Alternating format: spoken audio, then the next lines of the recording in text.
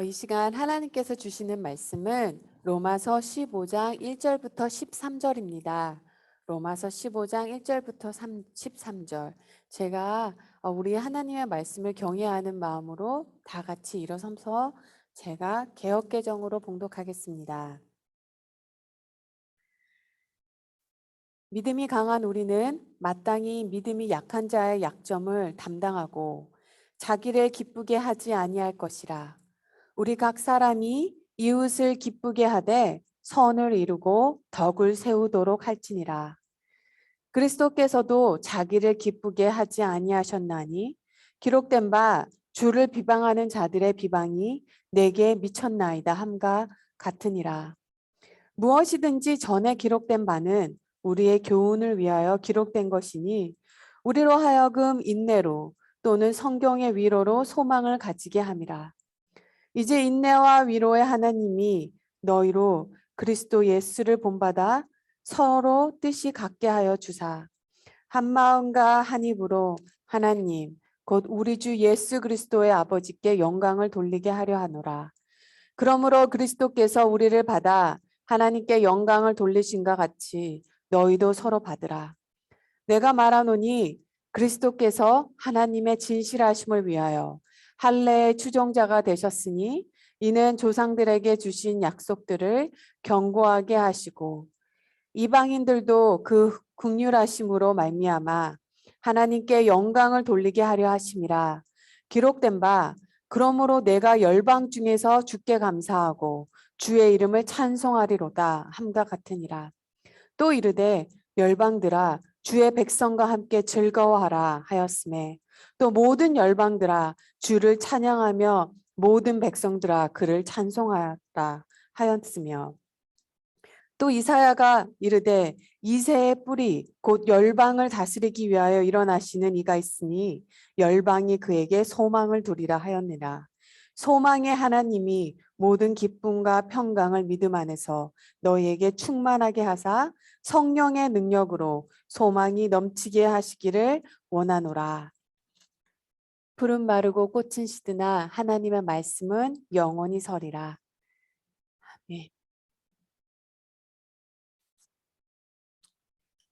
기도하겠습니다. 하나님 이 시간 우리 안에 그 어떤 소리도 잠잠하게 하시고 우리가 정말로 열방의 모든 민족들이 하나님을 찬양하고 영광 돌리기 위해 예수님께서 어디까지 낮아지셨는지 어디까지 내려가셨는지 그 사랑에 눈이 띄게 하여 주옵소서. 우리 안에 참 많은 음성들이 있습니다.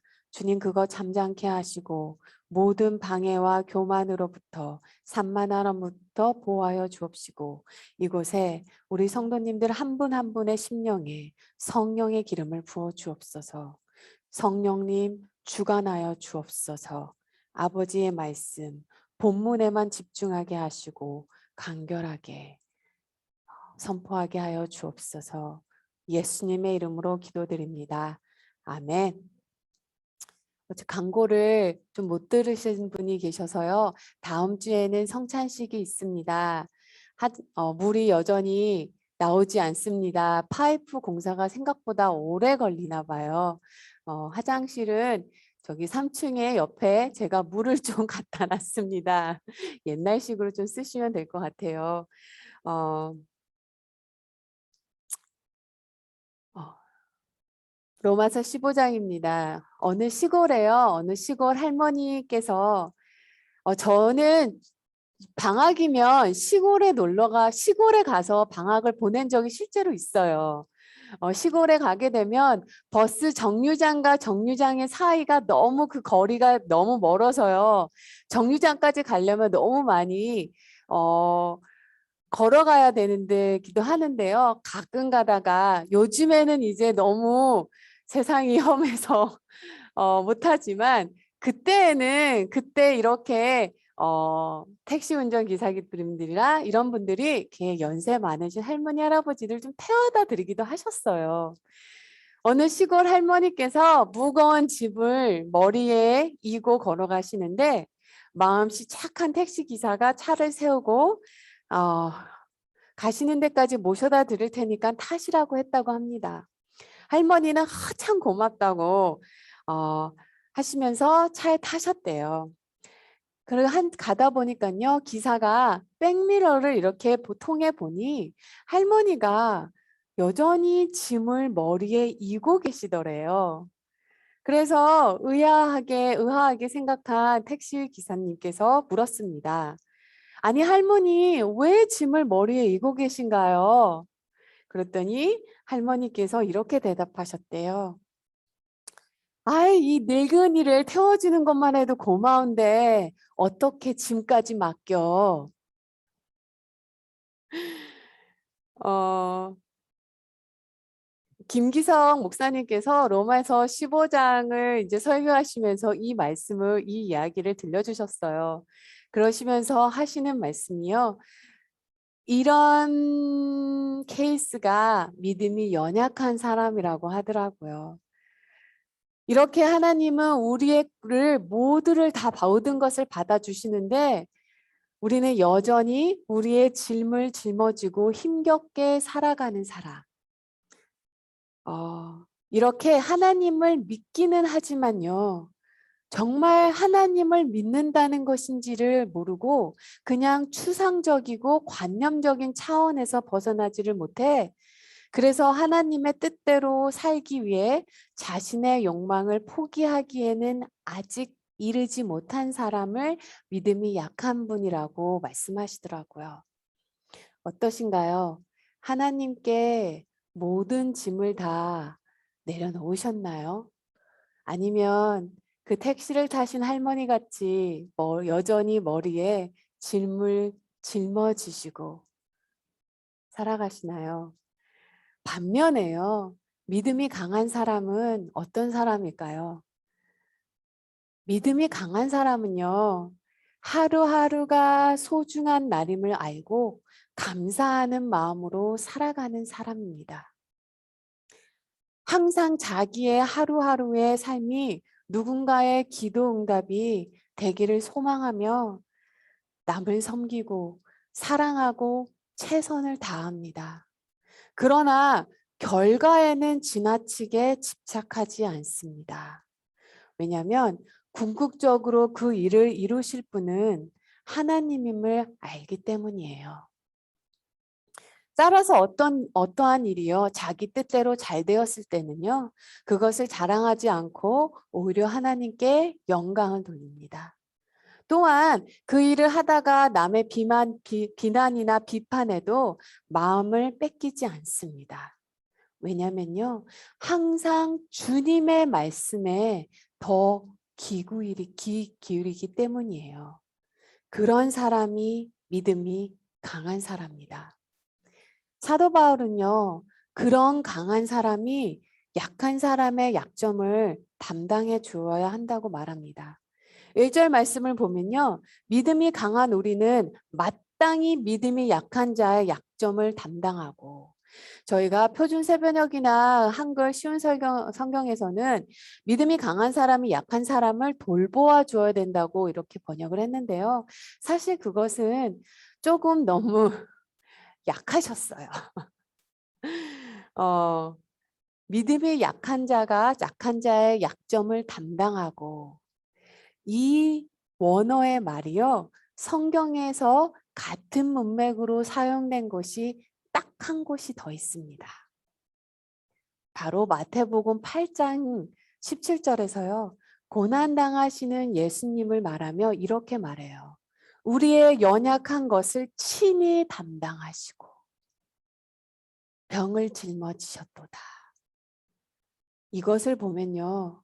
믿음이 강한 사람이 믿음의 약한 자의 약점을 담당하는 것이 어느 정도까지 가야 되는지 감이 오시죠? 사실 로마서 15장이요. 로마서 전체의 편지의 결론의 부분이에요. 16장은 마지막 인사입니다. 그러니까 로마서 15장에서 사도 바울은요. 마지막으로 성도님들에게 내가 정말로 이것만은 정말 성도들이 알아주었으면 좋겠다 하는 마음이 담겨 있어요. 이 마음으로 사도 바울이 마지막 결론을 짓습니다. 복음 안에서 하나 된 교회가 세상을 향해 담대히 복음을 전파할 수 있다는 것입니다. 하나님 신뢰하지 못하면요. 하나님에게 자기 집 맡기지 못하면요. 하나님을 의지하지 못하면요. 담대하게 세상 밖으로 나갈 수 없어요. 자신이 해야 되는 일들, 감당해야 되는 일들, 미래에 대한 두려움들, 마음의 여유도 없어요.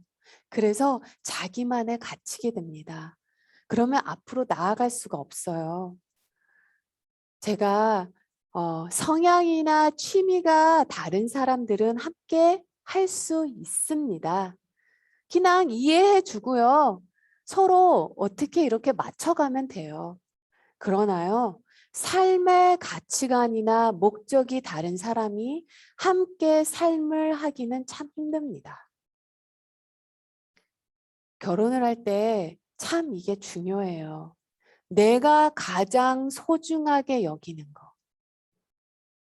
삶을 걸어도 되겠다 싶은 그 가치관의 방향이 전혀 다른 사람이 만나서 한평생 살아간다는 것은 참 힘이 들어요.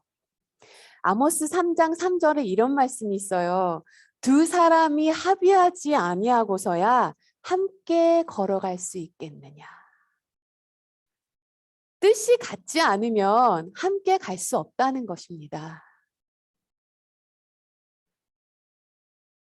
마음을 합하지 않으면 앞으로 나아갈 수 없다는 말이에요. 그래서인지 예수님께서요, 마지막으로 드린 기도가 무엇인 줄 아십니까? 제자들을 향해서 기도하셨습니다. 마지막으로 기도하신 것이 성도가 하나 되게 하옵소서. 요한복음을 잠깐 보여드릴게요. 예수님께서 마지막으로 기도하신 것이 보면요. 그들도 다 하나가 되어 우리 안에 있게 하사 우리가 하나 된 것 같이 그들도 하나 되게 하려 합니다. 그들로 온전함을 이루어 하나가 되려 함은 아버지께서 나를 보내신 것과 또 나를 사랑하신 것 같이 그들도 사랑하신 것을 세상으로 알게 하려 함이로다. 그리고 오늘 로마서 15장은요. 바로 이 말을 하고 있는 거예요. 6절에서요. 교회가 한 마음일 때 이것이 하나님께 영광이 된다고 합니다. 교회가 하나 되지 않으면요. 세상은 교회를 통해서 하나님을 보지 못합니다. 즉, 복음의 길이 막힌다는 거예요. 교회가요. 마음이 나눠지면요. 선교 하기 참 힘들어요. 교회가 한 마음일 때요. 세상은 눈에 보이지 않는 하나님을 눈에 보이는 교회를 통해서 볼 수 있어요. 그게 교회의 궁극적인 목적입니다. 보이지 않는 하나님을 보이는 교회를 통해서 세상에 보여주는 것. 그래서요, 마귀는요, 이것을 어떻게 해서든지 막으려고 해요. 어떻게 해서든지 방해하려고 합니다. 교회 안에 의견이 대립되고 서로 미워하고 나누어지게 만듭니다. 정말 오늘 대표 기도처럼요, 순간순간이 영적 전쟁이에요. 이것을 이길 수 있는 방법은요. 사도 바울은 2절에서 각 사람은 이웃을 기쁘게 하되 선을 이루고 덕을 세워야 된다고 합니다. 이것이요. 교회가 하나 되는 유일한 길이라는 거예요. 자, 우리가 잘 아는 독일의 순교자 디트릭 보너포 목사님께서요. 크리스천이란 무엇인가? 크리스천이 누구냐라는 말에 이렇게 대답하셨어요. 남을 위한 존재. 성도는 남을 위한 존재라는 것입니다. 철저하게 남을 위한 존재하고 못을 박으셨어요. 그런데 이렇게 생각할 수 있어요. 아니, 어떻게 사람이 먼저 남을 기쁘게 하면서 살아. 내 것 먼저 챙겨야지. 내 코가 석잔데. 정말 그래요. 그러나 사랑하는 성도 여러분, 우리가 잊지 말아야 할 것은 그렇게 하면서도 조금씩이나 나마 우리 마음을 남을 기쁘게 하는 방향으로 조율하며 살아갈 수 있다는 것입니다. 어제 새벽에도 말했지만요. 마음을 들여다볼 줄 알아야 돼요. 그리고 마음을 자꾸 튜닝해야 됩니다. 악기도 30분 전에 악기도 다뤘었는데 다시 30분 후에면 항상 튜닝을 하잖아요.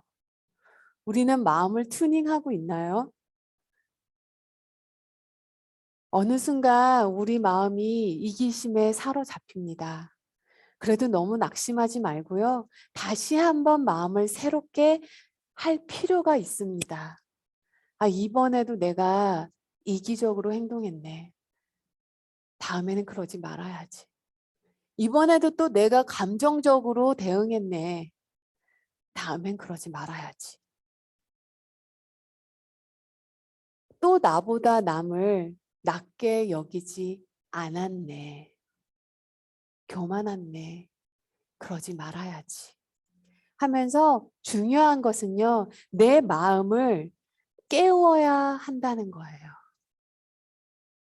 얼마나 마음을 자주 깨우십니까?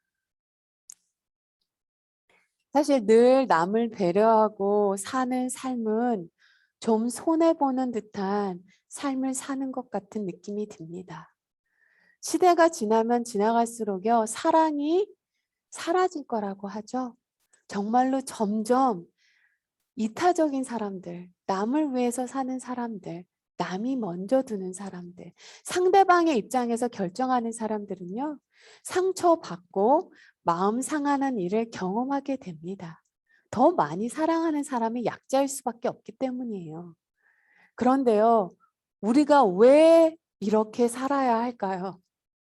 사도 바울의 대답은 정말로 너무 싱거울 정도로 단순했어요. 그리스도께서도 자기를 기쁘게 하지 아니하셨나이다. 그뿐입니다. 예수님이 그렇게 하지 않으셨다는 거예요. 3절 말씀, 그리스도께서도 자기를 기쁘게 하지 아니하셨나니 기록된 바 주를 비방하는 자들의 비방이 내게 미쳤나이다 함과 같으니라. 이것은 시편 69편에서요. 예수님 메시아로 오실 그분을 예언하는 분입니다. 예언하기를요. 앞으로 오실 메시아 그 예수님으로 말하자면 우리를 위하여 자신을 버리셨다는 거죠. 우리가 원수였음에도 죄인이었음에도 불구하고 우리를 사랑하셨고 우리를 대한 사랑으로 우리 일을 살피셨을 것뿐만이 아니라 우리를 위해서 자기의 생명을 내어주시고 우리를 위하여 자신의 안락과 위안과 창세 전부터 있었던 모든 하늘의 영광 옆에 내려놓으시고 이 땅에 오셨어요. 자기 유익을 구하지 않으셨고요. 우리를 위하여 죽기까지 복종하셨습니다. 그러면서도 예수님은요. 일생 동안 예수님을 향한 가혹한 비난의 소리만 들었습니다.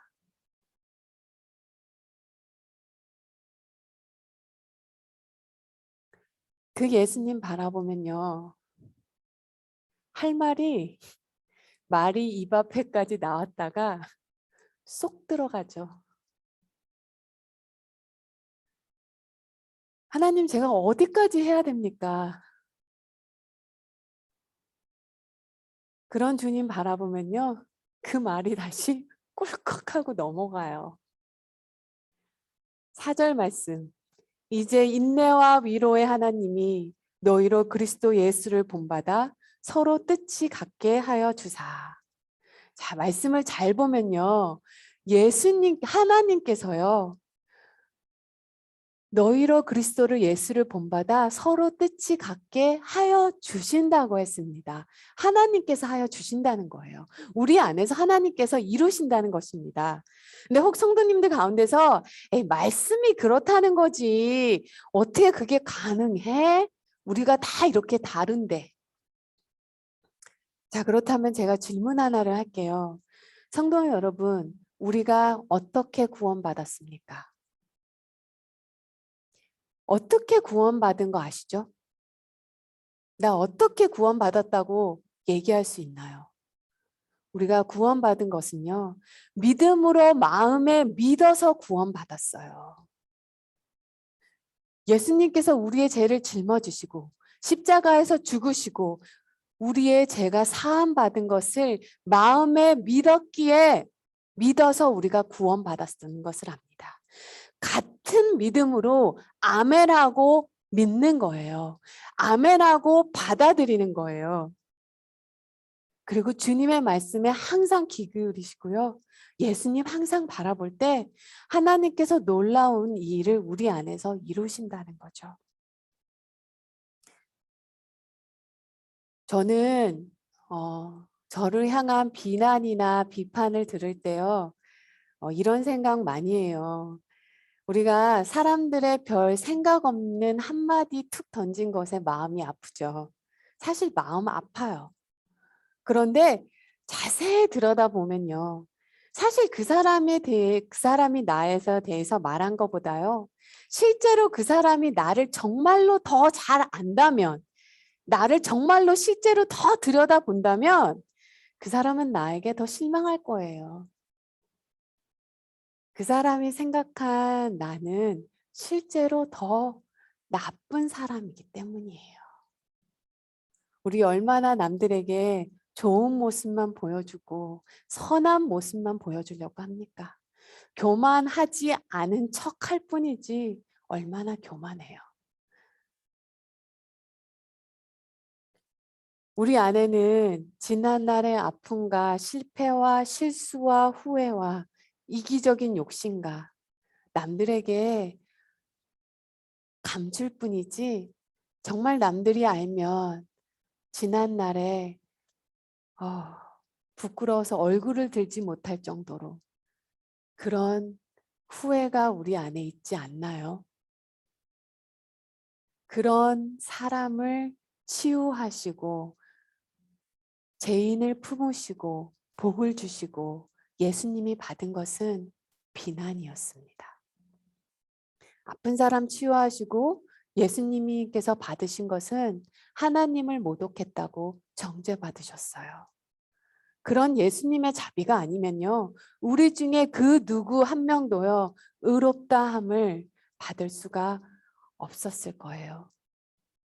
그런 사랑을 우리가 받았기 때문에요. 사도 바울은 우리도 서로를 받으라고 합니다.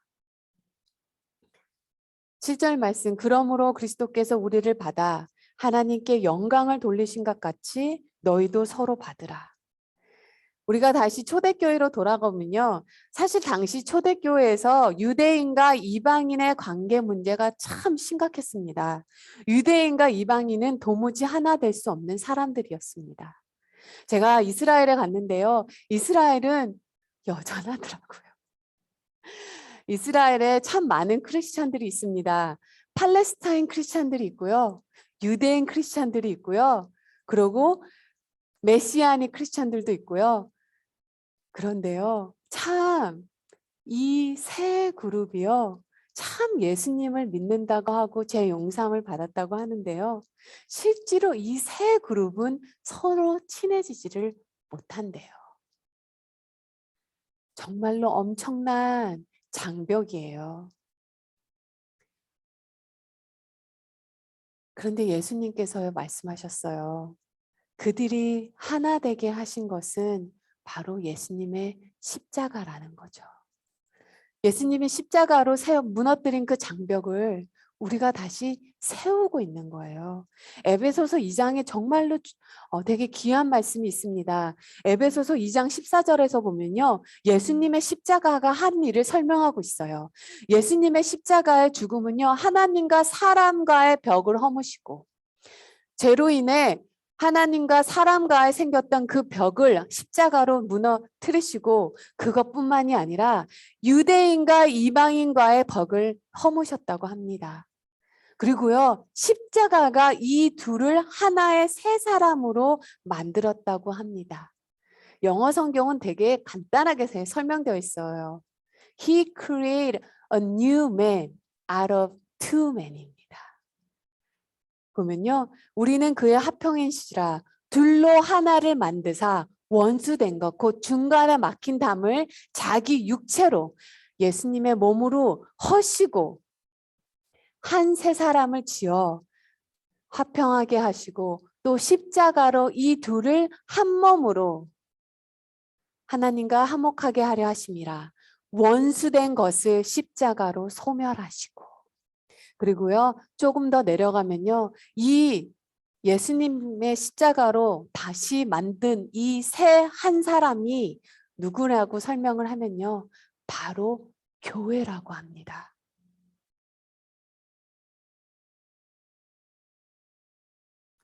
유대인도 이방인도 예수 믿고 교회 안에 들어왔다는 거예요. 이제 더 이상 유대인 이방인이 아니라 교회라는 것입니다. 이것을 예수님의 십자가가 하셨다는 거예요. 어떻게 하셨냐면요. 예수님은 유대인을 구하려고 할례 받은 자, 즉 유대인의 종이 되었다고 합니다. 8절 말씀, 로마서 15장 8절 말씀. 그리스도께서 하나님의 진실하심을 위하여 할례의 추종자가 되었으니. 또한 예수님은요. 이방인을 구원하시려고 이방인도 받아들이셨습니다.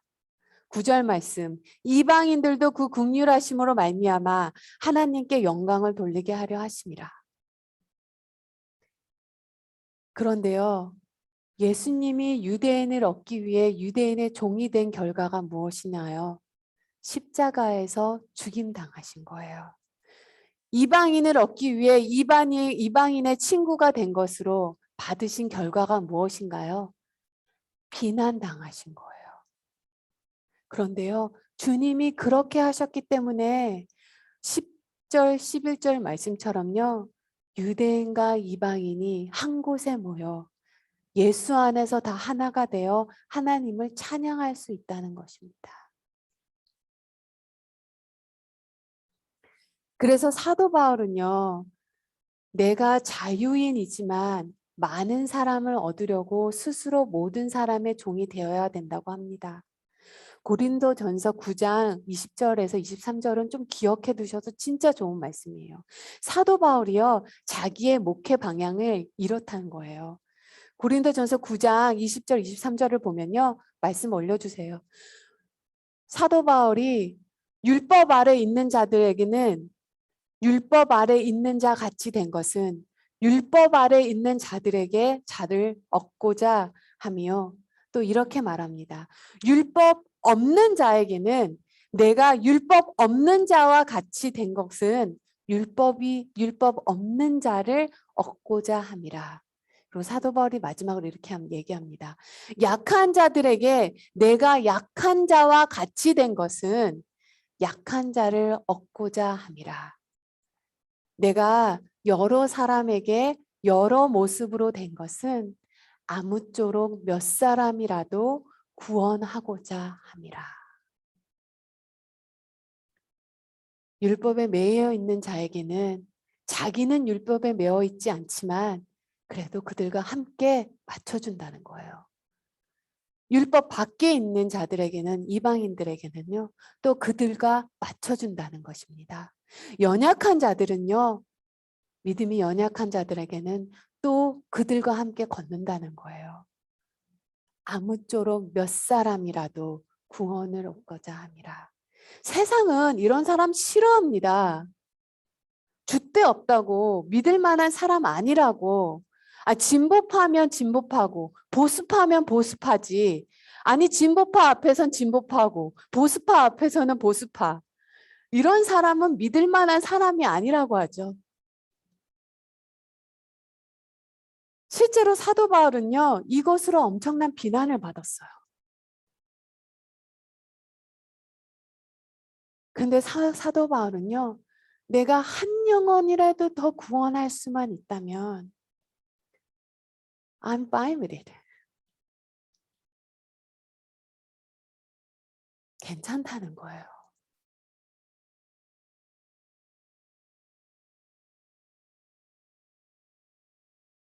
어떻게 그렇게 할 수 있을까요? 왜 우리는 그렇게 하지 못할까요? 사도 바울은요, 예수님, 하나님께서 인간의 육을 입으시고 이 땅에 오사 어디까지 낮아지셨는지, 어디까지 비천해지셨는지 보았기 때문이에요. 그 감격으로 살아가기 때문입니다. 저희 새 찬송가 135장에요. 어저께나 오늘이나 라는 찬송이 있어요. 여기 찬송에서 3절 9절에 이렇게 됩니다. 허물 많은 베드로를 용서하시고 의심 많은 도마에게 확신 주시고 사랑하는 그의 제자 가슴에 안고. 정말로요, 예수님은요, 허물 많은 베드로, 예수님이 보는 앞에서 예수님이 정죄당하셨을 때요, 십자가에서 못 박히기 바로 직전에 베드로와 눈이 마주치셨습니다. 내 앞에서 그 베드로가 예수님을 부정했어요. 그 베드로를 끊임없이 용서하시고 사랑과 인내로 교회의 반석이 되게 하셨습니다. 의심 많은 도마예요. 근데 꾸짖지 않으시고요. 그 믿음이 자라게 도와주셨어요. 지나친 열심으로 자기와 다른 신앙을 고백하는 이들을 받아들일 수가 없어서 그들을 박해했던 바울을 변화시켜서 사랑의 사도가 되게 하셨습니다. 사도 바울은요, 내가 율법 아래 있는 자에게는 율법 아래 있는 것 같이, 율법 밖에 있는 자에는 율법 밖에 있는 자와 같이 이렇게 고백할 수 없었던 사람이에요. 자기가 믿고 있던 그거와 다르다는 그것 때문에요. 그 사람들을 죽이려고 박해하려고 자칭한 사람입니다. 그런 사도 바울을요, 사랑의 사도가 되게 하셨어요. 그 예수님께서요, 이기적이고 자기중심적이고 그러면서도 참 많은 상처로 인해 자기만 끙끙 앓고 사는 우리를 변화시켜 성도가 되게 하셨습니다. 이 주님 바라보니까요, 고난 중에도 찬양이 나오더라고요. 고난 중에도 감사할 게 생각이 나더라고요. 절망 중에도요, 하나님 나라 품게 되더라고요. 13절 말씀. 소망의 하나님이 모든 기쁨과 평강을 믿음 안에서 너에게 충만하게 하사 성령의 능력으로 소망이 넘치게 하시기를 원하노라. 얼마 전에 잠시 바닷가에 갈 기회가 있었습니다. 때가 때인지라 겨울 철새인 기러기가 엄청나게 많이 날아다니더라고요. 근데 기러기들은 날아다닐 때 함께 V자로 날아가죠. 기러기가 V자로 날아가는 이유는요, 에너지를 절약하기 위해서라고 합니다. 맨 앞에 나는 기러기가 날개짓을 하면요, 그 뒤에 나는 기러기들은 더 적은 에너지로 날아갈 수가 있대요. 앞에 나는 강한 기러기는요, 대신 바람을 아주 거세게 맞는다고 합니다. 하지만 뒤에 나는 기러기들은요, 그 뒤쪽에 형성된 기류로 인하여 68%까지 힘을 절약하게 된다는 거예요. 힘이 아주 약한 기러기들은요, 그 뒤에서 반의 힘도 들이지 않고 그렇게 가는 길이 끝까지 그 먼 길을 모두 함께 완주할 수 있는 유일한 길이라는 거예요. 그것뿐이니까 참 기러기들이 소리가 참 시끄러워요. 그런데요, 그 소리가요, 힘들어서 끙끙 매는 게 아니라 서로의 위치를 서로에게 얘기하면서요, 힘내라고 하는 거래요. 그리고 그 먼 길을 가다가 몇 마리가 대호해서 이탈하거나 다치거나 지쳐 나고 하면요, 건강한 기러기가 그 약한 기러기가 회복될 때까지 기다렸다가 같이 데리고 간다고 합니다. 그 작은 갈매기가 그렇게 먼 길을 함께 갈 수 있대요. 갈매기도 그렇게 한다고 합니다. 그런데 그 갈매기에게요, 그 마음과 그 지혜를 주신 분이 하나님이에요. 창조하셨을 때. 그 창조주 하나님께서요, 우리 안에도 같은 지혜와 같은 마음을 주시겠다는 거예요.